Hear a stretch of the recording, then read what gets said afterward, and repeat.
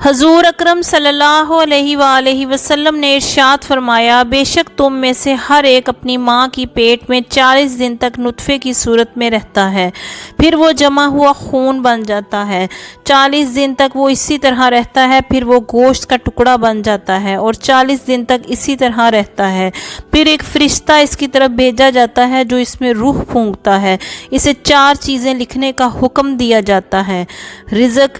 موت کی مدت، عمل اور خوش بختی یا بد بختی۔ اس ذات کی قسم جس کے سوا کوئی معبود نہیں، بے شک تم میں سے کوئی شخص جنتیوں والے عمل کرتا رہتا ہے حتیٰ کہ اس کے اور جنت کے درمیان صرف ایک گز کا فاصلہ رہ جاتا ہے، پھر تقدیر الہی اس پر غالب آتی ہے اور وہ جہنمیوں والے عمل کرتا رہتا ہے اور وہ جہنم میں داخل ہو جاتا ہے، اور تم میں سے ایک شخص جہنمیوں والے عمل کرتا رہتا ہے یہاں تک کہ اس کے اور جہنم کے درمیان ایک گز کا فاصلہ رہ جاتا ہے، پھر تقدیر الہی اس پر غالب آتی ہے اور وہ جنتیوں والے عمل کرتا رہتا ہے اور وہ جنت میں داخل ہو جاتا ہے۔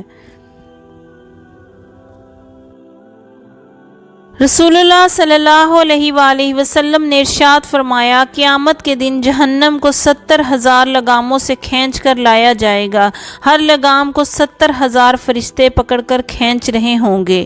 بے شک قیامت کے دن جہنمیوں میں سے جس کو سب سے ہلکا عذاب ہوگا وہ یہ ہوگا کہ اس کے تلووں کے نیچے آگ کے دہکتے ہوئے 2 انگارے رکھ دیے جائیں گے، جس کی وجہ سے اس کا دماغ کھولنے لگے گا اور وہ یہ گمان کرے گا کہ اس سے زیادہ سخت عذاب کسی کو نہیں ہو رہا، حالانکہ اسے سب سے ہلکا عذاب ہوگا۔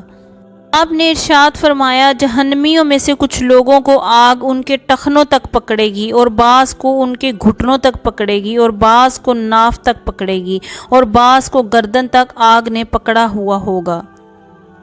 لوگ تمام جہانوں کے رب کے سامنے کھڑے ہوں گے حتیٰ کہ ان میں سے ایک شخص اپنے آدھے کانوں تک پسینے میں ڈوب جائے گا۔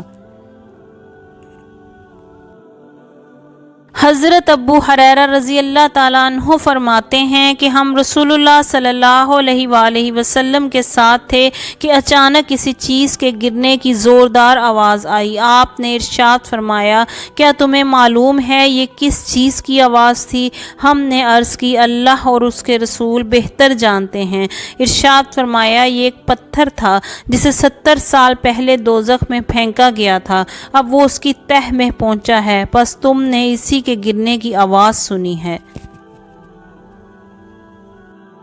رسول اللہ صلی اللہ علیہ وآلہ وسلم نے ارشاد فرمایا، ان قریب تم میں سے ہر ایک سے اس کا رب بلا ترجمان کلام فرمائے گا۔ آدمی اپنے دائیں جانب دیکھے گا تو اسے آگے بھیجے ہوئے اعمال نظر آئیں گے، بائیں طرف دیکھے گا تو بھی اعمال نظر آئیں گے، اپنے سامنے دیکھے گا تو دوزخ نظر آئے گی، لہٰذا جہنم سے بچو، اگرچہ کھجور کے ایک ٹکڑے کے ذریعے ہی ہو۔